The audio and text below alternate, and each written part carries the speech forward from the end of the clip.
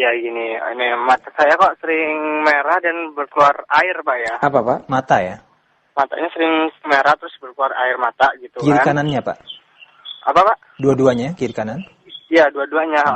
Terus kalau kita lihat monitor apa ya nggak lama-lama 1 jam nggak 1 jam itu kadang-kadang perih gitu Pak. Lelah gitu Pak ya? Iya terus lagi kalau bangun tidur nih pagi nih. Emang tidurnya jam berapa Kita Pak? apa? Tidurnya jam berapa? Tidur sering malam sih jam 2, itu jam 1, jam 2, jam 1. Ada kepentingan Bapak kerja atau apa, shift malam atau mungkin ya kerjaan yang bisa Ya, membuat kerjaan Bapak. rumah gitu kan. Kenapa kerja, Bapak? Tugas PR gitu, PR di rumah gitu kan, Oh, dari masih kantor, dikerjain di rumah gitu kan, karena ada waktu pagi-pagi. Begitu terus ntar kalau bangun tidur itu pilek Pak saya. Pilek bersin terus pilek gitu. Tapi ntar sembuh lagi normal lagi Pak siangnya Pak. Baik. Itu terus berterus sampai 1 bulan ini Pak. Baik. Cukup? Terima kasih Bapak atas interaksinya. Ya, jazakallahu khairan Pak ya. Baik. Waalaikumsalam warahmatullahi wabarakatuh. Ya, mata merah. Bapak pola hidupnya sudah seperti itu. Ya, sudah kelelahan. Kalau tidur jam 2 itu bukan tidur malam namanya. Kalau nyetel TV, lihat berita jam 1 saja udah selamat pagi. Ya. Kalau Bapak lihat TV, setel, kemudian berita jam 1 saja, terus berita itu selamat pagi sudah. Nah, jam 2 itu sudah pagi, berarti Bapak tidak tidur malam. Tidak tidur malam. Jangan Bapak ini beranggapan pola hidup yang Bapak lakukan ini selama siang hari masih bisa bertahan kemudian bisa dilanjutkan, jangan. Bapak kan masih butuh waktu besok, ya.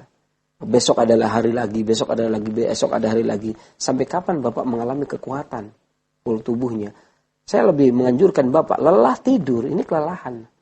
Ini kelelahan. Sebenarnya kelelahan itu banyak istirahat, bukan dipaksakan sampai matanya menjadi lelah, bukan. Itu udah salah. Kekeliruan yang seperti ini akan berimbas kepada organ. Jangan sampai membiarkan kita sampai organ baru menyesal. Jangan. Istirahat.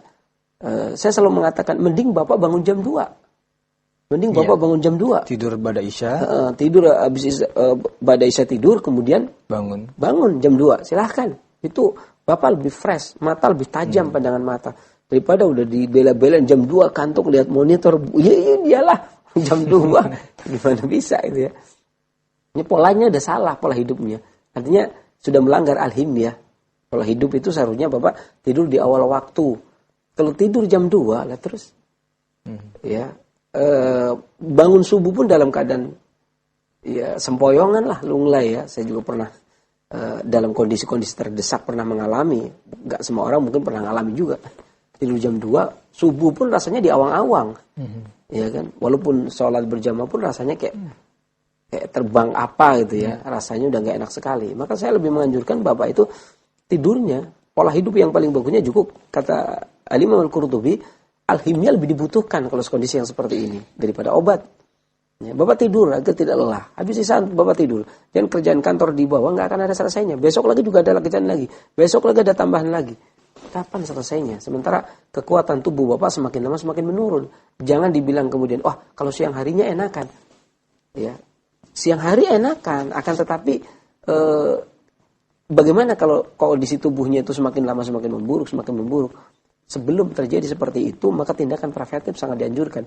Maka al-himyah perlu diperlukan, hifdzul shihah diperlukan. Jangan kemudian lelah kemudian dilanjutkan. Ini kekeliruan sudah pada pola tidur. Saya menganjurkan Bapak tidur habis Isya. Kemudian Bapak boleh bangun jam 2, kemudian kerjakan apa yang Bapak kerjakan sampai kemudian pagi dan seterusnya. Ya. Adapun bahan obat yang bisa digunakan tentunya untuk mendongkrak stamina Bapak. Ya, saya lebih menganjurkan kalau memang Bapak pagi hari tidak minum teh, ya, maka teh ditambah dengan bunga melati itu sangat bagus buat mata. Teh misalkan ditambah dengan bunga melati itu bagus buat mata. Bapak ambil daun teh hijau, kemudian ditambah dengan 7 kuntum bunga melati, kemudian diseduh dengan air panas. Tapi tidak usah dikasih gula. Ya, teh tawaran itu diminum. Ya, kalau mau dikasih maka kasih madu. Ya, pagi hari dan untuk meningkatkan stamina. Ya. Habis itu sekitar jam 7-an kalau mau sebelum sarapan boleh makan kurma terlebih dahulu. Ya, sekitar 7 butir untuk meningkatkan stamina. Mau tidur Bapak bisa menyeduh jahe. 1 ibu jari jahe ditambah dengan 11 butir lada. Ya, ditambah dengan 3 butir kapulaga, semua ditumbuk. Kemudian ditaruh dalam gelas besar, kemudian diseduh dengan air panas. Ya, kemudian boleh ditambah madu atau gula aren. Kemudian dikonsumsi, diminum. Ya, ketika menjelang tidur. Dan ini untuk meningkatkan stamina Bapak. Ya, saya lebih cenderung menguatkan jantungnya, bukan menguatkan matanya. Kenapa? Karena sungguh-sungguh mata itu berkaitan erat dengan jantung. Bahkan ketika Ibrahim, anak Nabi SAW itu meninggal, ya dijelaskan bahwasanya Nabi SAW kurang lebih menyampaikan kepada kita, kolbu bersedih, air mata menetes.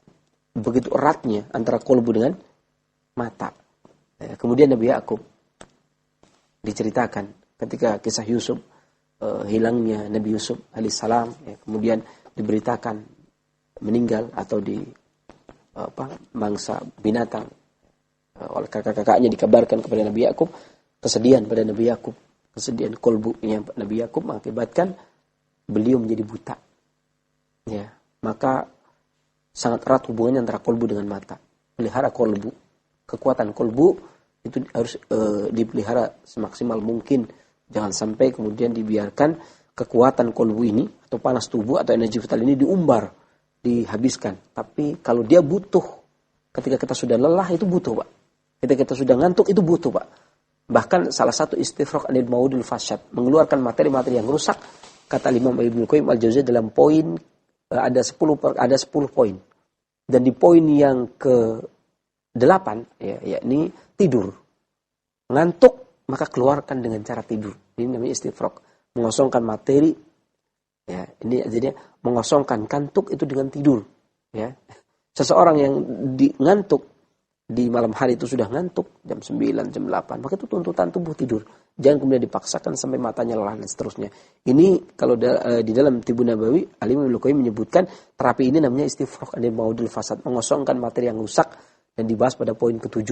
Karena poin ke-8-nya adalah pembahasan tentang poin ke-10 pembahasan tentang makan, poin ke-9 tentang minum, berarti dia poin ke-8. Poin ke-8 adalah tidur, ke-9 adalah minum, kemudian ke-10 adalah makan. Ya, dan ini poin ke-8. Ya, ini mengeluarkan kantuk dengan tidur, ya. Karena poin yang pertama adalah adam idajah, keluarkan darah jika dia bergejolak, dan poin kedua adalah keluarkan sperma apabila dia hendak keluar, tetapi tidak secara beruntun. Demikian, mudah-mudahan bermanfaat dan Allah memberikan penjagaan kepada kita semua. Dan selanjutnya, baik, terima kasih jawaban serta solusi.